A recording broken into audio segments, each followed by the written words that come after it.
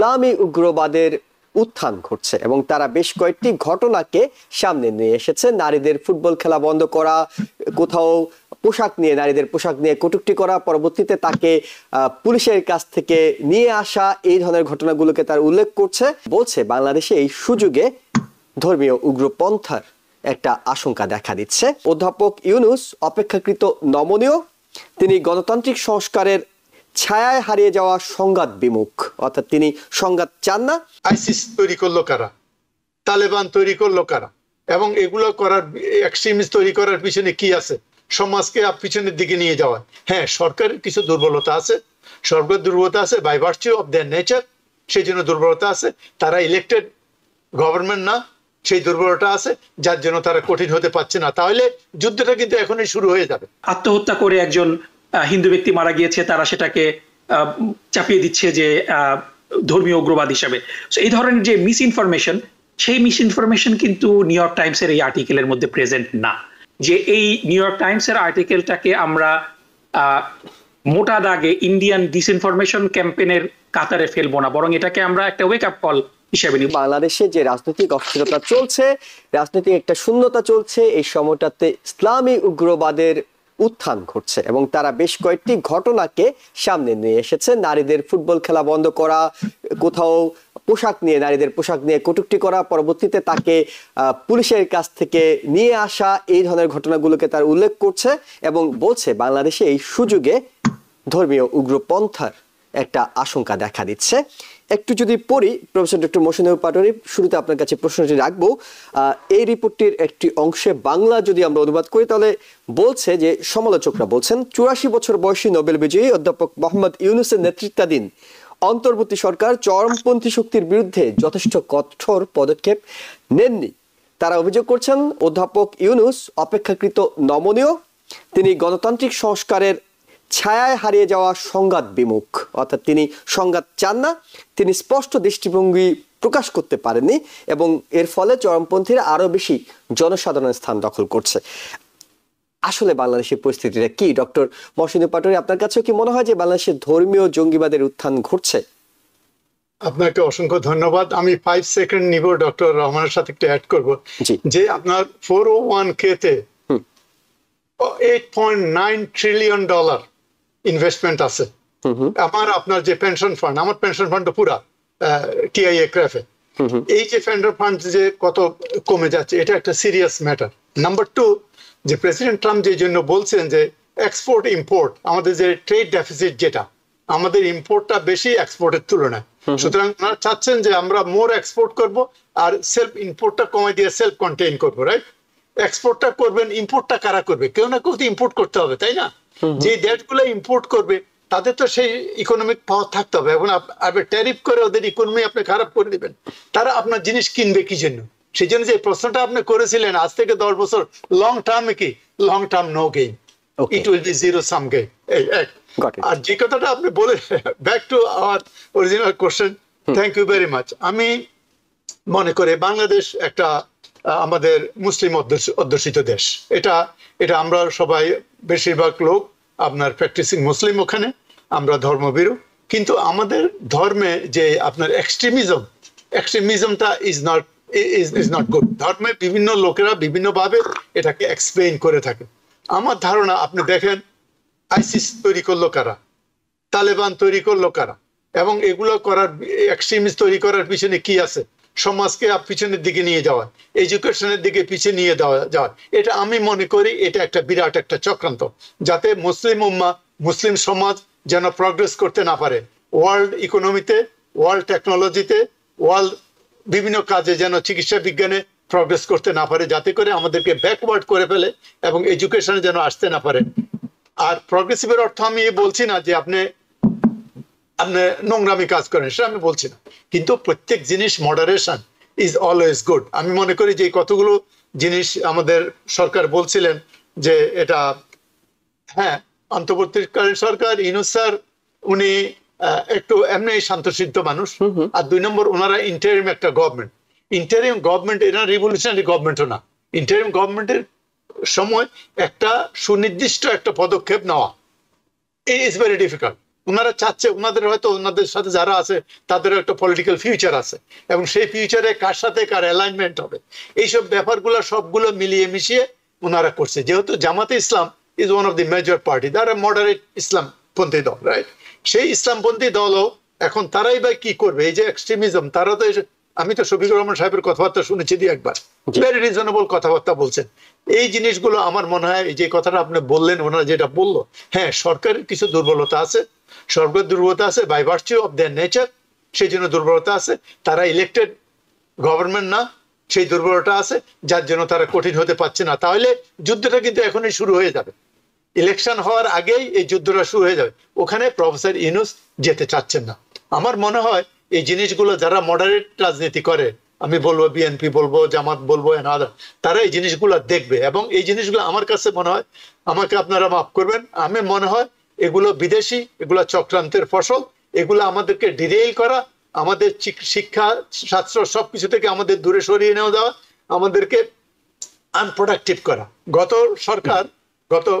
সরকার তো তারা ব্যালেন্স করার চেষ্টা করছিল, একদিকে এদেরকে থামানোর চেষ্টা করছে, অন্যদিকে মাদ্রাসাগুলোকে নতুন করে ক্রিয়েট করছে, হ্যাঁ একটা মোটামুটি হসপস করে একটা ব্যবস্থা করছে।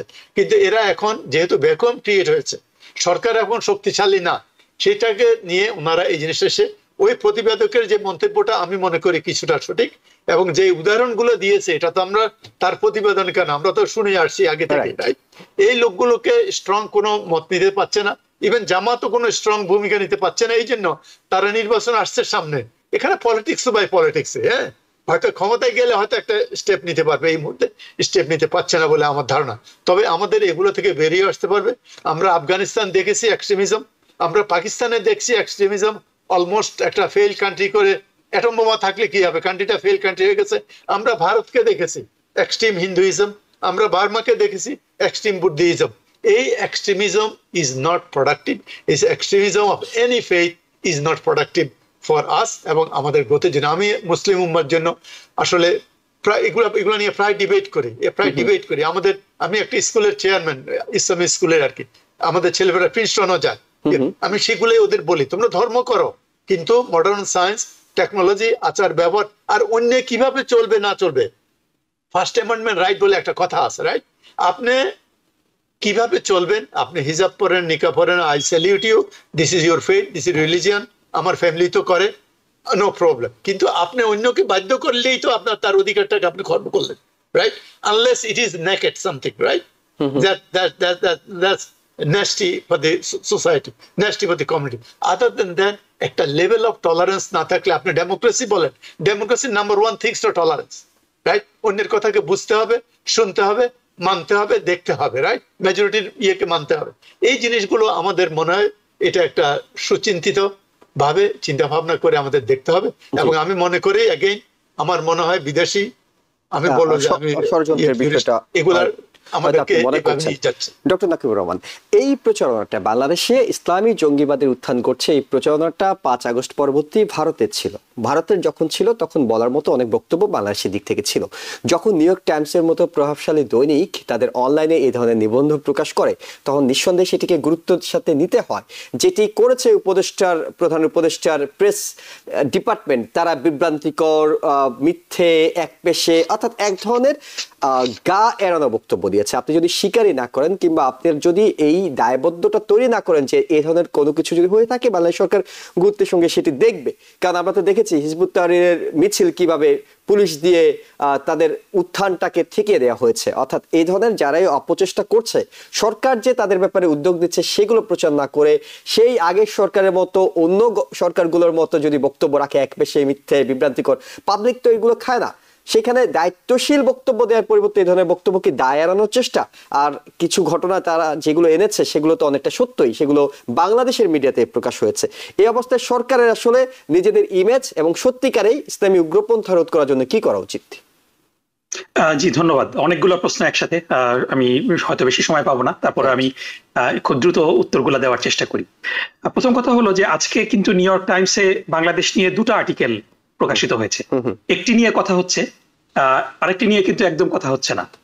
দ্বিতীয় যেই আর্টিকেলের কথা আমি বলছিলাম, সেই আর্টিকেলটার টাইটেলটা ছিল কিন্তু খুবই পজিটিভ। এটা শিরোনাম হলো there is no party like an iftar party for বাংলাদেশের অ্যাসপায়ারিং লিডার্স। এবং এখানে কিন্তু বাংলাদেশের যেই মাল্টি প্লুরালিস্টিক যেই সোসাইটির ইনগ্রেডিয়েন্ট, এগুলো নিয়ে কিন্তু খুব পজিটিভ একটা রিপোর্ট করা হয়েছে।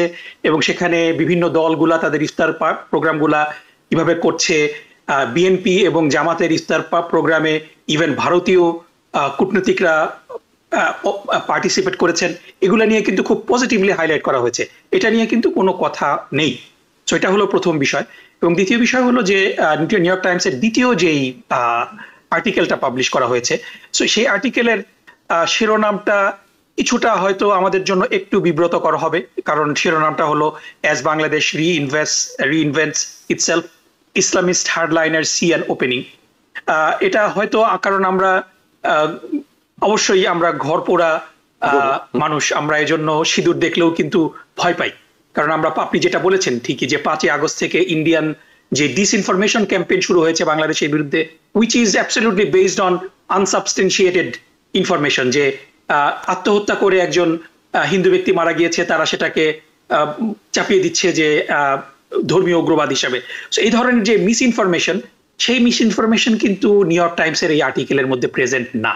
যদিও হেডলাইনটা একটু আমাদেরকে ওয়ারি করে, কিন্তু আমরা যদি দেখি যে দুটা ঘটনার বর্ণনা এখানে এসেছে। একটা হলো যে উত্তরবঙ্গে একটা জেলাতে যে মেয়েদের ফুটবল খেলা কেন্দ্রিক একটা ঘটনা, এবং তারপরে ঢাকার শাহবাগে একটা ছেলের মোরাল পুলিশিং এর ঘটনায় তাকে গ্রেফতার করা এবং তাকে পুলিশ থেকে ছেড়ে দেওয়া। সো এই দুটা ঘটনা কিন্তু সত্য, এটাকে ডিনাই করার কোনো অবস্থা নেই। কিন্তু আমরা যদি দেখি যে এই দুইটা ঘটনার পরে ডক্টর ইউনূস সাহেবের সরকার কি করেছে, তারা কিন্তু লোকাল জনগণের সাথে বসে যে মাদ্রাসার সাথে সমস্যা হচ্ছিল এই ফুটবল খেলা নিয়ে, তারা কিন্তু নেগোশিয়েট করে ফুটবল খেলা কিন্তু হয়েছে মহিলাদের। তারপরে এর বাইরে আরো কয়েকটা ঘটনা ঘটেছে, যে একটা মেয়েকে একজন বয়স্ক ভদ্রলোক সিগারেট খাওয়া নিয়ে তিরস্কার করেছিলেন, সেই ব্যক্তিকেও কিন্তু গ্রেফতার করা হয়েছে। এরপরে আরো কয়েকটা ভাইরাল ভিডিওতে এসেছে যে কিছু লোক মোরাল পুলিশিং করছে, যে কেন মহিলারা বোরকা পরে না, তাদেরকেও কিন্তু গ্রেফতার করা হয়েছে। সো এই ঘটনাগুলা যদি নিউ ইয়র্ক টাইমসের রিপোর্টে আসতো, তাহলে পরে এটা আরেকটু ব্যালেন্সড হতো। সো সেদিক থেকে আমি বলবো যে তারা সেই ব্যালেন্সটা মেনটেন করতে পারেননি। কিন্তু অ্যাট দ্য সেম টাইম তারা যে দুটা ঘটনার কথা বলেছেন, সেই ঘটনা তো ঘটেছে। এবং সাথে সাথে আমরা যদি রিপোর্টটা কন্টিনিউ করি, এই রিপোর্টের মধ্যে কিন্তু নাহিদের বক্তব্য এসেছে, নতুন ছাত্রদের দলের, এবং নাহিদও কিন্তু এই যে ইনটলারেন্স বাড়ছে সেটা নিয়ে কিন্তু উদ্বেগ প্রকাশ করেছেন। এবং সাথে সাথে জামাত ইসলামীর সেক্রেটারি জেনারেল মিয়া গোলাম পরোয়ারের বক্তব্যও কিন্তু এসেছে, এবং সেখানেও কিন্তু মিয়া গোলাম পরোয়ার সেই ইনক্লুসিভ অবস্থার আশঙ্কা, মানে ইনক্লুসিভ একটা বাংলাদেশের প্রত্যাশা করেছেন। সুতরাং আমরা মোটা দাগে এটাকে প্রোপাগান্ডা আর্টিকেল হিসাবে কিন্তু আমি ব্যক্তিগতভাবে মনে করি না। আমি ডেফিনেটলি ডক্টর ইউনূস সাহেবের যিনি তথ্য উপদেষ্টা আছেন, শফিকুল আলম ভাই, আমি তাকে ব্যক্তিগতভাবে চিনি, তার প্রতি আমার যথেষ্ট শ্রদ্ধা আছে। কিন্তু আমার মনে হয় যে আরেকটু সময় নিয়ে এটা আর্টিকেলটা আরেকটু পড়ে তাদের কিছু কমেন্ট্রিকে অ্যাপ্রিসিয়েট করে আরো কিছু, যেটা আমি বললাম যে আরো কিছু ইনফরমেশন যেটা গ্যাপ ছিল, সেই জায়গাটা যদি অ্যাড্রেস করে তিনি বক্তব্য রাখতেন, তাহলে পরে আরেকটু ভালো হতো। শফিক ভাইয়ের কাছ থেকে আমরা অনেক হাই স্ট্যান্ডার্ডের রেসপন্স প্রত্যাশা করি, এবং আমি আশা করব যে এই নিউ ইয়র্ক টাইমসের আর্টিকেলটাকে আমরা মোটা দাগে ইন্ডিয়ান ডিসইনফরমেশন ক্যাম্পেইনের কাতারে ফেলবো না, বরং এটাকে আমরা একটা ওয়েক আপ কল হিসেবে নিব। এবং আমি এখানে শেষ করতে চাই ছোট দু একটা কথা বলে, যে আমি পাটোয়ারি ভাই যেটা বললেন আমি এগ্রি করি ওনার সাথে মোটা দাগে, যে একটা কেয়ারটেকার গভর্নমেন্টের জন্য খুব মেজর কাজ করাটা কঠিন। কিন্তু সাথে সাথে আমি এটাও বলবো যে দু একজন উপদেষ্টার কিছুটা দুর্বলতা কিন্তু আছে হিজবুত তাহরিরের প্রতি। হিজবুত তাহরিরের যে প্রকাশ্য জনসভা করার ঘোষণা তারা যেটা দিয়েছে, এটা দেওয়ার তো সাহস তাদের করার কথা না, পাওয়ার কথা না, কিন্তু এটা তারা কিভাবে দিতে পারলো। এবং যদিও পুলিশ খুব সুন্দরভাবে তাদের এই উদ্যোগটাকে ডিসবার্স করেছে, তাদেরকে মিছিল করতে দেয়নি, এজন্য ডেফিনেটলি প্রশাসনকে ধন্যবাদ জানাই, কিন্তু it should have been even before. এবং এর আগেও আমরা দেখেছি যে কিছু কিছু উগ্রবাদী কর্মকাণ্ড কিন্তু চলছে, এবং এখানে আমাদের মানে যারা রাজনৈতিক দল আছেন, জামাত ইসলামী থেকে শুরু করে হেফাজতে ইসলাম এবং চরমনায়ের দল, তারা কিন্তু যথেষ্ট দায়িত্বশীলতার পরিচয় দিচ্ছেন। কিন্তু কিছু কিছু এলিমেন্ট কে এলাও করা হচ্ছে, যার কারণে এই ধরনের মোরাল পুলিশিং এবং কিছু কিছু উগ্র কাজ কিন্তু যারা করার চিন্তা করছে তারা কিছুটা সাহস পাচ্ছে। তো এই জায়গাটাতে আমার মনে হয় যে আরেকটু সতর্কতার অবলম্বন করার প্রয়োজন, কারণ আমরা কিন্তু খুব কঠিন একটা অবস্থা পার করছি। একটা রাইট উইং গভর্নমেন্ট আমেরিকাতে আছে, ইউরোপের অনেকগুলা দেশে আছে, ইন্ডিয়ান মিস ইনফরমেশন ক্যাম্পেইন চলছে। সেখানে কোনো ঘটনা না ঘটার পরেও 5ই আগস্ট থেকে আমরা দেখেছি বাংলাদেশের উপরে কি ধরনের মানে অদ্ভুত একটা ডিসইনফরমেশন ক্যাম্পেইন তৈরি হচ্ছে। সো এখানে কোনো ধরনের মিসস্টেপ হওয়ার, কোনো ধরনের উগ্রবাদী কর্মকাণ্ডকে প্রশ্রয় দেওয়ার কোনো সুযোগ নেই, কারণ তিলকে অবশ্যই ওয়েস্টার্ন মিডিয়া তাল বানাবেই। সুতরাং এই জায়গাগুলোতে আমার মনে হয় যে আরেকটু সতর্কতা অবলম্বন করার প্রয়োজন, এবং কিছু কিছু উপদেষ্টা যারা এই ধরনের দলগুলোর ব্যাপারে সিম্প্যাথি আছে, তাদের সিম্প্যাথি থাকতে পারে, কিন্তু এই সিম্প্যাথিটা তাদেরকে পোস্টপন করতে হবে until next government comes into power, এটাই আমি প্রত্যাশা করি। এবং আমি মোটা দাগে যদি বলতে চাই যে আমি এই নিউ ইয়র্ক টাইমস এর আর্টিকেলকে মিস ইনফরমেশন এবং প্রোপাগান্ডা হিসাবে মনে করি না। আমি মনে করি it's a wake up call. হ্যাঁ, কিছু ঘটনা তারা একটু টুইস্ট করেছে, আরো কিছু ঘটনা আনলে এটা আরেকটু ব্যালেন্সড হতো, কিন্তু কেউ যদি পুরো আর্টিকেলটা পড়ে দেখবে যে এর মধ্যে অনেক অবজেক্টিভিটি আছে, এবং এই ব্যাপারে আমাদেরকে অবশ্যই সতর্কতা অবলম্বন করতে হবে। এবং আমি আশা করব এটা থেকে ডক্টর মোহাম্মদ ইউনূস সাহেবের সরকার আরেকটু সতর্ক হবে। নিউ ইয়র্ক থেকে সম্প্রচারিত TVN 24 টেলিভিশন বিশ্বজুড়ে বাঙালির কণ্ঠস্বর।